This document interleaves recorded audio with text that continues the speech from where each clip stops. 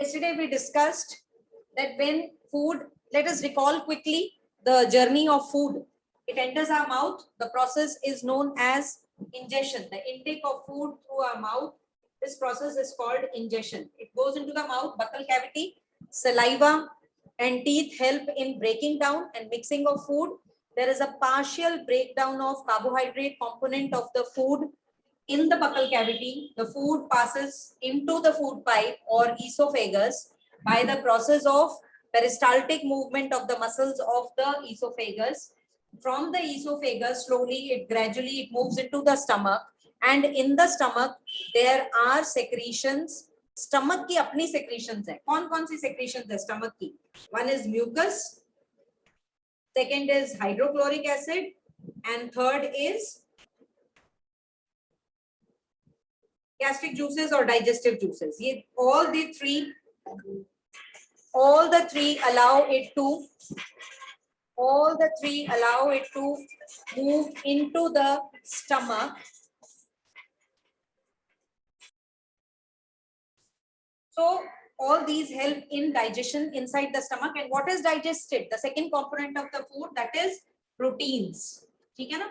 Proteins जो है यहाँ पर partially digest हो जाएंगे. They'll be broken down. अब जब तक food stomach में था, it is being still broken down into smaller parts, and proteins are being digested. Now, yesterday we discussed, after the food has moved from the stomach, now it will reach into small intestine. Small intestine में जब वो पहुंचा है, तो हमें पता लग गया कि उसके अंदर secretion कहाँ से आई. Where is it getting the secretions from? It is getting secretions from pancreas as pancreatic juice, and it is getting the secretion from liver, जिसको हम क्या कहते हैं? What is the secretion of liver? That is called as bile juice. ये bile juice जो है, ये act करेगा किसके ऊपर? Fats के ऊपर. Fat component के ऊपर act किया, and it will break down into still smaller component. We'll be discussing what is it.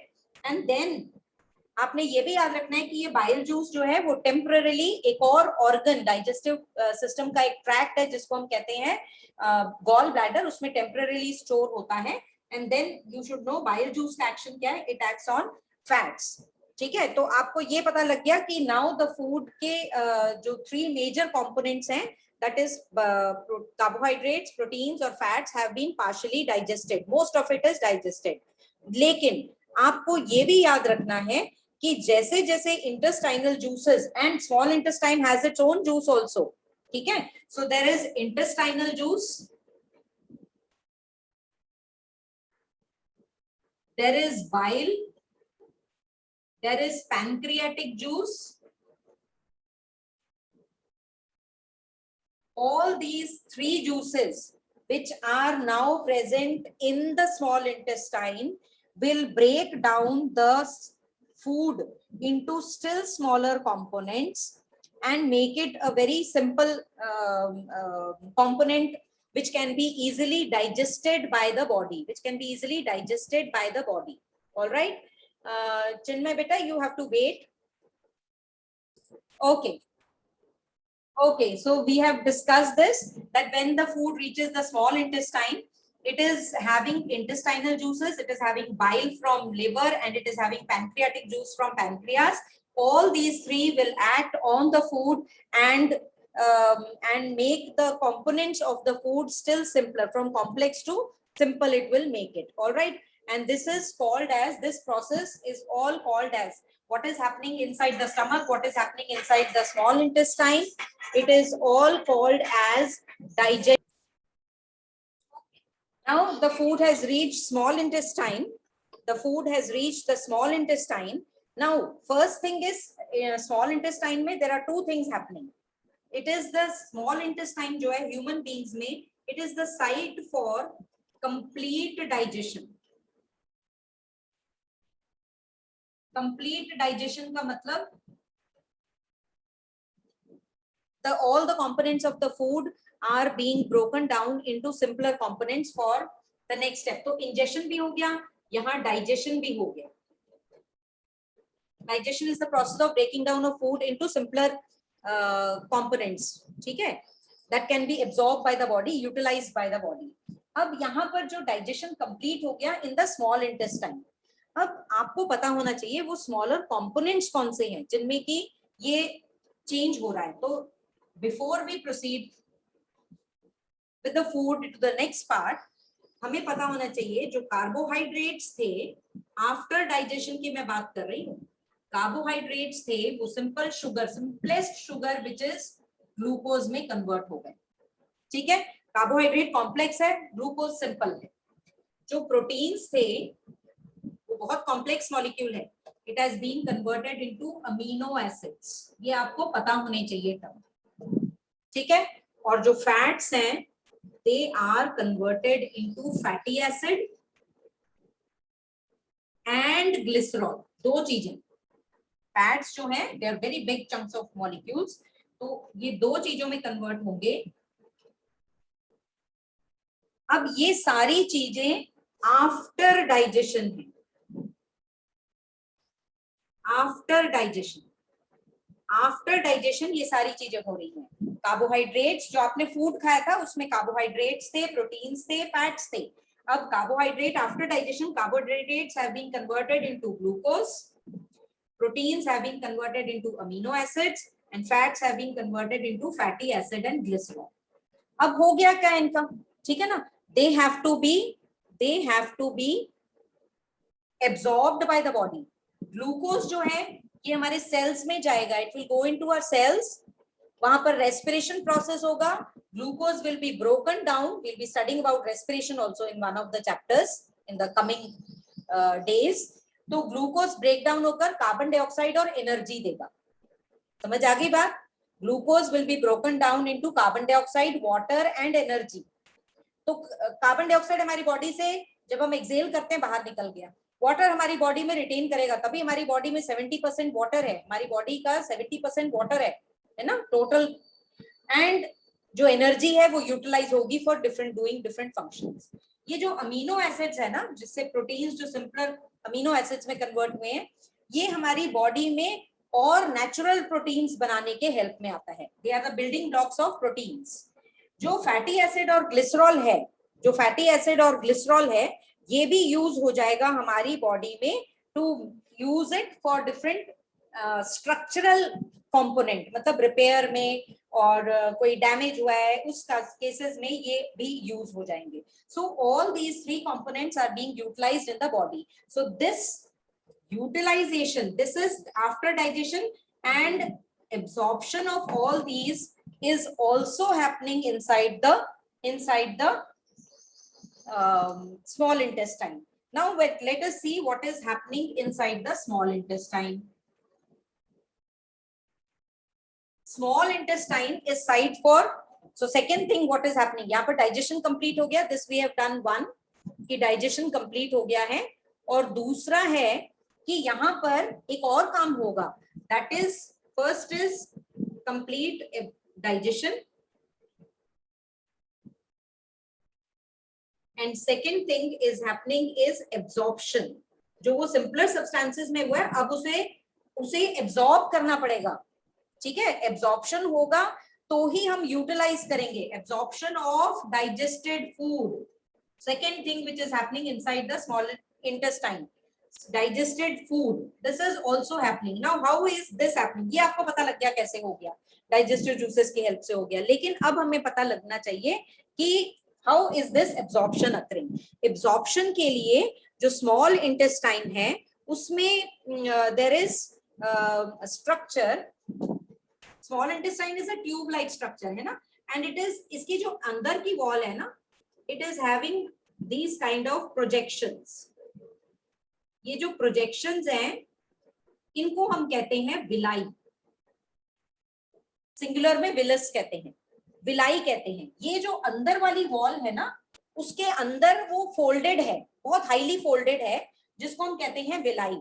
And this villi increases the surface area, increases surface area. Surface area मतलब जगह को increase कर देता है अंदर। बाहर वाला स्ट्रेट है देखिए, लेकिन अंदर वाली जो वॉल है वो फोल्डेड है, इससे ज्यादा एरिया ज्यादा हो जाएगा ना। जब एरिया ज्यादा हो जाएगा तो ज्यादा एब्जॉर्प्शन और ज्यादा फास्टर एब्जॉर्प्शन होगी। Now let me show you, I will share my screen and show you the actual structure of villi and how is it happening inside the small intestine.